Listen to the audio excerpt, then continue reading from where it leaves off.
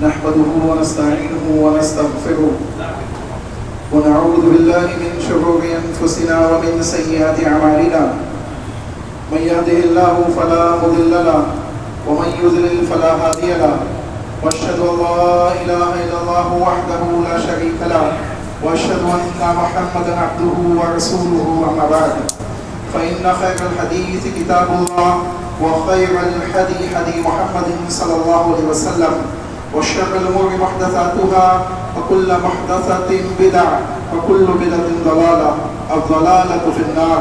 وقال الله تبارك وتعالى في كتابه المجيد بعد أعوذ بالله من الشيطان الرجيم بسم الله الرحمن الرحيم يا أيها الناس اتقوا ربكم الذي خلقكم من نفس واحدة وخلق منها زوجها وبث منهما رجالا كثيرا ونساء واتقوا الله الذي تساءلون به والأرحام إن الله كان عليكم رقيبا. وقال في موضع آخر بسم الله الرحمن الرحيم يا أيها الذين آمنوا اتقوا الله وقولوا قولا سديدا يصلح لكم أعمالكم ويغفر لكم ذنوبكم ومن يطع الله ورسوله فقد فاز فوزا عظيما. وقال في موضع آخر بسم الله الرحمن الرحيم يا أيها الذين آمنوا اتقوا الله حق تقاته ولا تموتن إلا وأنتم مسلمون. وقال النبي صلى الله عليه وسلم النکاح من سنتی. وقال في موضع آخر فمن رغب عن سنتی فلیس منی. تمام قسم کی حمد و ثنا کی بقیائی بڑائی اللہ سبحانہ و تعالیٰ کے لیے ہے. سبحان اللہ و بحمدہ سبحان اللہ العظیم. انگنت درود و سلام ہو جناب محمد رسول اللہ صلی اللہ علیہ وسلم کی ذات گرامی پر.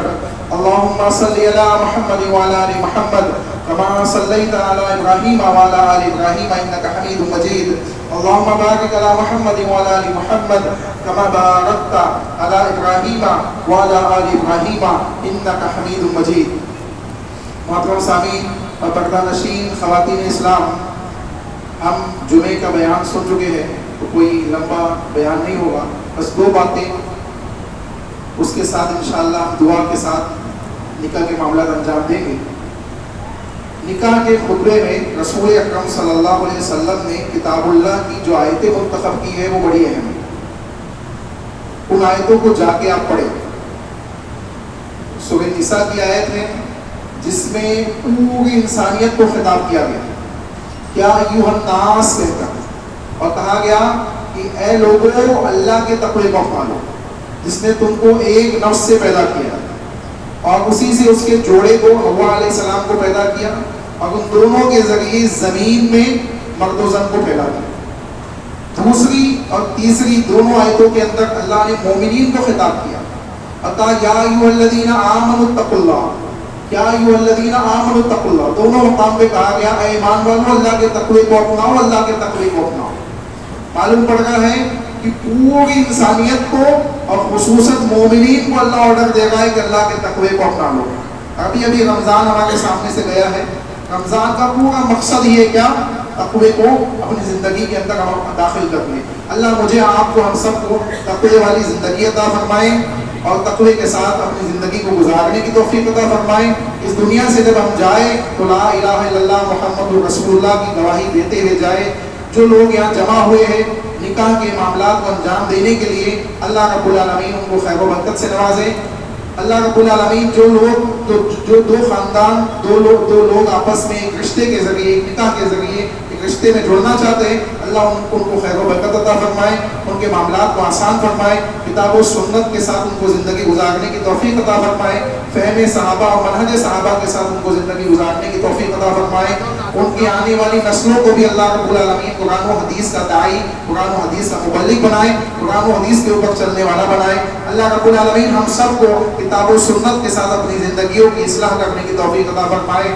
ہمارے گناہوں کو معاف فرمائے، ہماری خطاؤں کو معاف فرمائے، ہماری جانتے بوجھتے ہوئے اور انجانے میں جو غلطیاں ہم سے ہوئی اسے معاف فرمائے.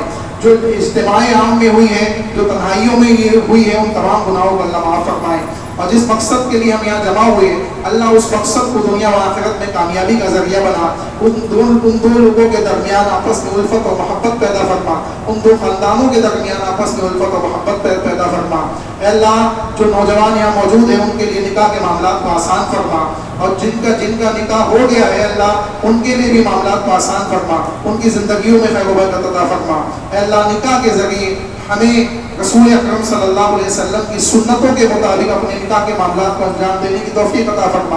اے اللہ نکاح کے اندر جو چیزیں نبی اکرم صلی اللہ علیہ وسلم نے کی ہیں ان چیزوں کو ہمیں کرنے کی توفیق عطا فرما, اور جن چیزوں سے نبی نے جن چیزوں کا انجام نہیں دیا ہے ان رسومات سے ہمیں بچنے کی توفیق عطا فرما, ہمارے گناہوں کو معاف فرما. اے اللہ ٹوٹے پھوٹے انداز میں اس نکاح کی مجلس میں ہم نے جو دعائیں کی اس کو قبول فرما. ان دو لوگوں کے لیے, اب دو خاندان والوں کے لیے, دو گھرانے والوں کے لیے اے اللہ اس کو خیر و برکت کا ذریعہ بنا.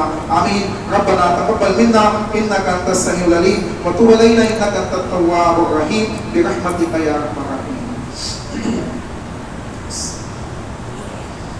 جناب میر عامر حمید صاحب ولد میر حمید اللہ صاحب, آپ کا عقد, آپ کا نکاح نافلہ گلرخ صاحبہ سے ولد بنت ساجد پرویز انصاری صاحب سے کیا جاتا ہے. وکیل جناب ساجد پرویز صاحب کی موجودگی میں گواہ اول جناب اکمل طہور انصاری صاحب, گواہ ثانی جناب بشیر احمد میر صاحب کی موجودگی میں مہر 5 لاکھ انڈین روپیز کیش اور 8 گرام 24 کیرٹ گولڈ کوئن ماں نان و نفقہ مہر معجل, کیا آپ اس کو قبول کرتے ہیں؟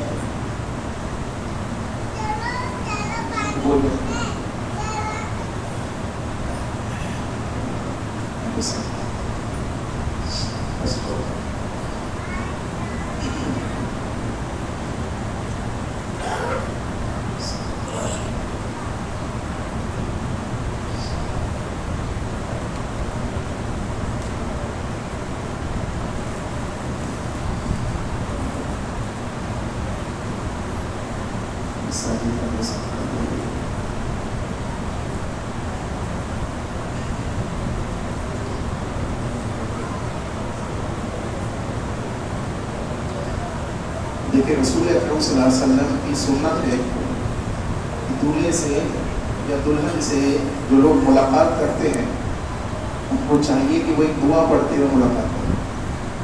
بارک اللہ لک و بارک علیک و جمع بینکما بالخیر. اس دعا کا اہتمام کریں. نبی صلی اللہ علیہ وسلم نے یہ دعا سکھائی ہے, چنانچہ اس دعا کے ساتھ ملاقات کریں. جزاک اللہ خیر. السلام علیکم ورحمۃ اللہ.